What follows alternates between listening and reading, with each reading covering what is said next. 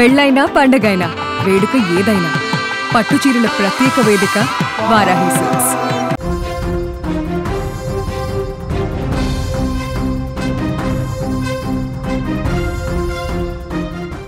మరో breaking news చూస్తున్నాం. Israel నిఘా సంస్థ ప్లాన్ కు ఇరాన్ భిత్తరపోయినట్లుగా తెలుస్తోంది. ఇరాన్ లోనే ఇజ్రాయెల్ డ్రోన్ ఫ్యాక్టరీ నిర్మాణం చేయించినట్లుగా తెలుస్తోంది. ఇరానీయులతోనే డ్రోన్లను తయారు చేయించింది ఇజ్రాయెల్. ఇటు ఇరాన్ డ్రోన్లతోనే సొంత ఎయిర్ డిఫెన్స్ పై దాడి చేయించింది. ఇరాన్ విచారణలో షాకింగ్ విషయాలు బయటపడుతున్నాయి. అందుకే మొసాద్ ప్రపంచంలోనే బెస్ట్ నిఘా సంస్థగా కూడా గుర్తింపు పొందినట్లుగా తెలుస్తోంది. ఇక ఇదే అంశానికి సంబంధించిన మరింత సమాచారం మా సీనియర్ జర్నలిస్ట్ విజయ్ అందిస్తారు. ఎస్ విజయ్, ఇరాన్ లోనే ఇజ్రాయెల్ డ్రోన్ ఫ్యాక్టరీ నిర్మాణం చేసినట్లుగా తెలుస్తోంది. దీనికి సంబంధించిన details. Yes Janaki, Israel Iran మధ్య జరుగుతున్నటువంటి యుద్ధంలో ఒక కీలకమైనటువంటి అప్డేట్ మొత్తం ప్రపంచాన్నంతా కూడా ఆశ్చర్యపడేలా చేసింది. ఎలా అంటే ఏదైతే ఇజ్రాయెల్కి సంబంధించినటువంటి గూఢాచార సంస్థ ఏదైతే ఉందో మొసాద్ అనేది ప్రపంచంలోనే సీక్రెట్ ఏజెన్సీలో ఫస్ట్ ప్లేస్లో ఉందని చెప్పొచ్చు. ఎందుకంటే మొసాద్ చేసేటువంటి అండర్ కవర్ ఆపరేషన్స్ కావచ్చు, కోవర్ట్ ఆపరేషన్స్ కావచ్చు, తాను ఏ విషయాన్ని డీల్ చేసినా కూడా ఆ ప్రాజెక్ట్ని చాలా సక్సెస్ఫుల్గా పూర్తి చేస్తుంది. ఇప్పుడు ఇరాన్ విషయంలో చూసినట్లయితే ఇరాన్ ఎప్పుడైతే ఇజ్రాయెల్ మీద అటాక్ చేయడానికి రెడీ అవుతుందో, ఇప్పుడైతే ఇరాన్ ఇజ్రాయెల్ మీద మిసైల్స్ను పంపించడానికి పెద్ద సంఖ్యలో మిసైల్స్ అటాక్ చేయడానికి రెడీ అవుతుందన్నటువంటి విషయం తెలుసుకున్న వెంటనే మొసాద్, ఇజ్రాయెల్కి సంబంధించినటువంటి మొసాద్ సీక్రెట్ ఏజెన్సీ 1 సంవత్సరం కిందటి నుంచే ఏదైతే ఇరాన్లోనే సొంతంగా ఒక ఫ్యాక్టరీని పెట్టించింది. ఆ ఫ్యాక్టరీకి సంబంధించినటువంటి డ్రోన్ ఫ్యాక్టరీకి సంబంధించినటువంటి యజమానులు మొసాద్కి సంబంధించినటువంటి సీక్రెట్ ఏజెంట్స్. అంటే ఇరాన్లోనే ఇరాన్ వేలితోనే ఇరాన్ కన్నును పొడిచిందని చాలా సింపుల్గా చెప్పేయచ్చు. అంటే ఇజ్రాయెల్కి సంబంధించినటువంటి మొసాద్ అక్కడ ఒక డ్రోన్ ఫ్యాక్టరీని పెట్టింది. ఆ డ్రోన్ ఫ్యాక్టరీలోనే మామూలుగా ఏదన్నా అక్కడ ఉన్నటువంటి కొన్ని లోకల్గా ఉన్నటువంటి కుటీర పరిశ్రమలాగే ఆ దేశానికి సంబంధించినటువంటి ఒక లైసెన్స్ను కూడా తీసుకుంది. దేశానికి సంబంధించినటువంటి గుర్తింపు వచ్చిన తర్వాత ఆ ఫ్యాక్టరీని పెట్టింది. ఆ ఫ్యాక్టరీలోనే ఇరాన్కి సంబంధించిన టెక్నీషియన్స్ని ఇంకా రిక్రూట్ చేసుకుంది, ఇంజనీర్స్ని రిక్రూట్ చేసుకుంది. అక్కడ వాళ్ళతోనే డ్రోన్స్ను తయారు చేసింది. ఆ డ్రోన్లలో పేలుడు పదార్థాలను పెట్టి నేరుగా టెహ్రాన్కి సంబంధించిన వాళ్ళ భూభాగంలోనే 4 అంతస్తుల భవనాన్ని పెట్టింది. ఆ 4 అంతస్తుల భవనంలో 100 మంది ఉద్యోగస్తులను రిక్రూట్ చేసుకుంది. తద్వారా ఒక్కసారిగా ఎప్పుడైతే ఇరాన్ ఇజ్రాయెల్ మీద అటాక్ చేయాలని డిసైడ్ అయిందో వెంటనే ఇన్ఫర్మేషన్ మొసాద్కి పాస్ అయింది. వెంటనే ఆ డ్రోన్స్ అన్నింటినీ కూడా ఒక్కసారిగా గాల్లోకి తీసుకొచ్చి ఇరాన్ భూభాగం నుంచి, ఇరాన్ రాజధానిలో ఉన్న టెహ్రాన్ నుంచే 100ల సంఖ్యలో డ్రోన్లు ఒక్కసారిగా ఇరాన్ మీద ఉరుచుకుపడ్డాయి. ఇరాన్కి సంబంధించినటువంటి ఎయిర్ డిఫెన్స్ సిస్టమ్ని పూర్తిగా కొలాప్స్ చేశాయి. ఈ విషయాన్ని అక్కడ ఉన్నటువంటి దర్యాప్తు బృందం గత 4 రోజుల నుంచి సీక్రెట్గా అక్కడ ఒక ఇన్వెస్టిగేషన్ చేసింది. ఆ ఇన్వెస్టిగేషన్లో బయటకు వచ్చినటువంటి ఇన్ఫర్మేషన్ మొత్తం ప్రపంచాన్నే ఆశ్చర్యపడేలా చేసింది. మొసాద్ చేసేటువంటి ఆపరేషన్స్ ఎలా ఉన్నాయంటే, మొసాద్లో దాదాపుగా ఇజ్రాయెల్కి సంబంధించినటువంటి ఈ గూఢాచార సంస్థలో దాదాపుగా 7,000 మంది పనిచేస్తారు. ప్రతి దేశంలో కూడా ఈ దేశానికి సంబంధించినటువంటి సీక్రెట్ ఏజెంట్స్ ఉంటారు. ముఖ్యంగా ఇజ్రాయెల్ శత్రు దేశంగా భావిస్తున్నటువంటి ఇరాన్లో చాలామంది సీక్రెట్ ఏజెంట్స్ని అక్కడ రిక్రూట్ చేసింది. అలాగే సంవత్సరం పాటు అక్కడ యాక్టివిటీస్ని నిర్వహించింది. ఆ దేశానికి సంబంధించిన ఆ దేశస్తులు తయారు చేసిన డ్రోన్స్ని ఇజ్రాయెల్ చాలా తెలివిగా ఇరాన్ మీద అటాక్ చేయించింది. సో ఇరాన్ కూడా షాక్ అయింది. ఇజ్రాయెల్ దాదాపు 2,300 కిలోమీటర్ల దూరంలో ఉన్నటువంటి ఇజ్రాయెల్ దగ్గర నుంచి డ్రోన్ స్టార్ట్ అయితే మన దగ్గర ఉన్నటువంటి ఎయిర్ డిఫెన్స్ సిస్టమ్ వాటిని కొలాప్స్ చేయాలి.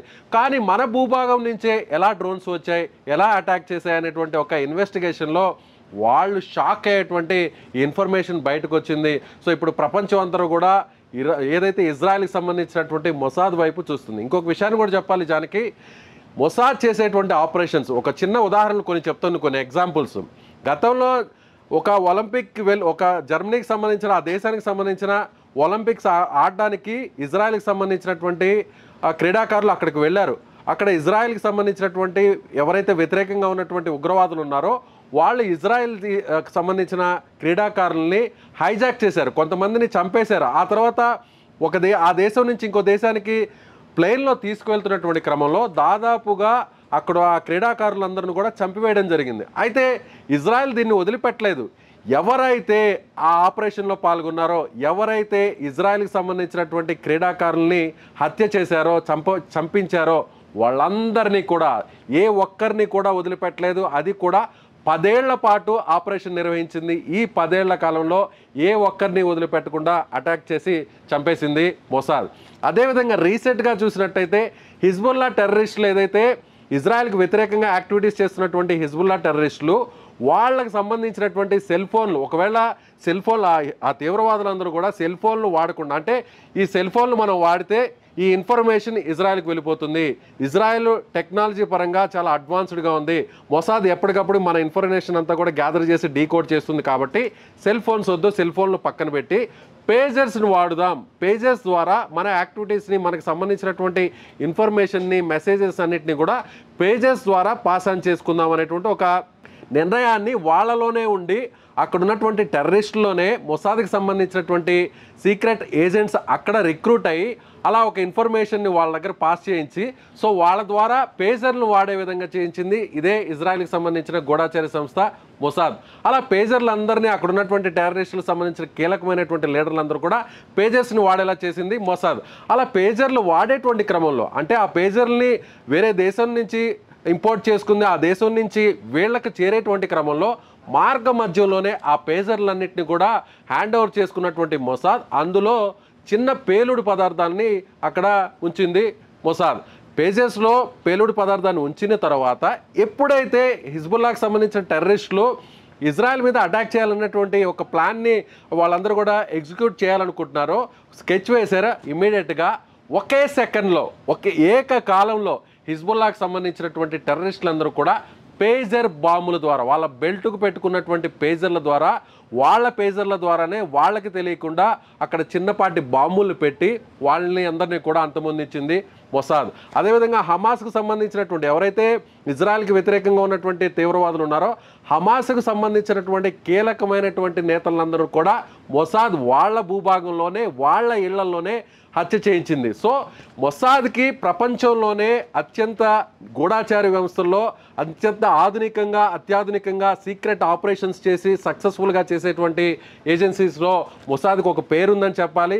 సో ఇప్పుడు మొసాద్ నిర్వహించినటువంటి, ఇరాన్లో నిర్వహించినటువంటి ఈ సీక్రెట్ ఆపరేషన్, ఈ కోవర్ట్ ఆపరేషన్ ప్రపంచ దేశాలన్నీ కూడా షాక్ అయ్యేలా చేసే.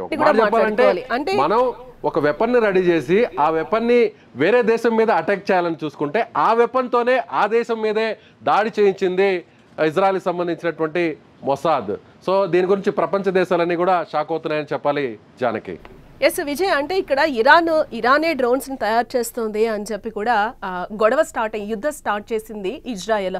అంటే ఇక్కడ ఏంటంటే ఇరాన్ ప్లేస్ లో ఉండే ఇక్కడ యుద్ధం స్టార్ట్ చేయించిన పరిస్థితి కనిపిస్తుంది. అంటే ఇజ్రాయెల్ ఇరానీలతో డ్రోన్స్ ని తయారు చేయించిన పరిస్థితి కనిపిస్తుంది. అంటే దీన్ని మనం ఏ విధంగా చూడాలంటారు? ఈ విషయాన్ని కూడా చెప్పాలి జానకి. అక్కడ ఉన్న ఇంజనీర్స్ అందరూ కూడా, ఆ డ్రోన్స్ ఫ్యాక్టరీలో పనిచేస్తున్న ఇంజనీర్లు అందరూ కూడా, టెక్నీషియన్లు అందరూ కూడా, మా దేశ అవసరాల కోసం ఈ డ్రోన్లను తయారు చేస్తున్నాం, ఈ డ్రోన్ కంపెనీ నిర్వాహకులందరూ కూడా ఇరానియన్సే, మా దేశం కోసం మేము అడ్వాన్స్డ్ డ్రోన్స్ని తయారు చేస్తున్నాం అని వీరందరూ కూడా నమ్మించింది మొసాద్. ఆ డ్రోన్స్ అన్నింటిని కూడా తయారు చేసే క్రమంలో కూడా ఒక పరిశ్రమకు సంబంధించినటువంటి, ఏదైతే ఇండస్ట్రీకి సంబంధించినటువంటి అనుమతులు రావాలో ఆ అనుమతులన్నింటినీ కూడా తీసుకుంది. ఆ ఇండస్ట్రీకి కూడా ఎలాంటి అనుమతులు అంటే, ఒక కుటీర పరిశ్రమలాగా, ఒక చిన్నపాటి పరిశ్రమలాగా వాటికి ఏదైతే ఇరాన్ ప్రభుత్వం కొన్ని ప్రోత్సాహకాలు ఇచ్చింది. అంటే ఎవరైనా కూడా సొంతంగా చిన్నపాటి పరిశ్రమలు పెట్టుకోవచ్చు, కుటీర పరిశ్రమలు పెట్టుకోవచ్చు, వాటికి సంబంధించినటువంటి అనుమతులను మేము ఇస్తామంటూ కూడా ఎప్పుడైతే స్టేట్మెంట్ ఇచ్చిందో, దీన్ని తమకు అనుకూలంగా మలుచుకుంది ఇజ్రాయెల్కి సంబంధించినటువంటి గూఢాచార సంస్థ మసూద్. ఎప్పుడైతే ఇరాన్ ఈ అనౌన్స్మెంట్ ఇచ్చిందో వెంటనే సీక్రెట్ ఏజెంట్స్ని అక్కడికి పంపించింది, అక్కడ ఒక కంపెనీని పెట్టించింది. ఆ కంపెనీ కూడా టెహ్రాన్ నగరంలోనే పెట్టించింది. ఏదైతే డిఫెన్స్కి సంబంధించినటువంటి కీలకమైనటువంటి స్థావరాలు ఉన్నాయో ఆ స్థావరాలకి దగ్గరగానే మిడిల్ పాయింట్లోనే ఈ డ్రోన్ ఫ్యాక్టరీని పెట్టించింది ఇజ్రాయెల్కి సంబంధించిన మొసాద్. అలా ఫ్యాక్టరీని పెట్టించింది. దాదాపు సంవత్సరం పాటు ఆ ఫ్యాక్టరీ నడిపింది. సంవత్సరం పాటు ఫ్యాక్టరీ నడుపుతున్నటువంటి విషయం ఒక్కరికి కూడా తెలియకుండా చాలా కోవర్ట్గా ఈ ఆపరేషన్ నిర్వహించింది మొసాద్. అలా ఒక్కసారిగా 100 డ్రోన్లు ఆ ఫ్యాక్టరీ నుంచి నేరుగా పైకి లేచాయి. ఎయిర్ డిఫెన్స్ సిస్టమ్ అంతా కూడా కొలాప్స్ చేశాయి. ఆ డ్రోన్ల దాడి, వందల సంఖ్యలో డ్రోన్లు ఎలా విరుచుకుపడ్డాయి, మన దేశం నుంచి ఎలా వచ్చాయి ఈ డ్రోన్లన్నింటినీ కూడా ఇన్వెస్టిగేషన్లో ఇలాంటి బిత్తరబోయేటువంటి షాకింగ్ ఫ్యాక్ట్స్ని తెలుసుకున్నటువంటి ఇరాన్ ఒక రకంగా ఇంత దారుణమైనటువంటి మోసపోయామా, మనం ఇంత దారుణంగా మనం మోసపోయామా, మన దేశంలోనే, అది కూడా మన దేశానికి సంబంధించిన ప్రభుత్వాన్ని అనుమతి తీసుకొనే మొసాద్ మన మీదే దాడి చేసిందా అని వాళ్ళందరూ కూడా ఇప్పుడు షాకింగ్లో ఉన్నారనే చెప్పాలి జానకి.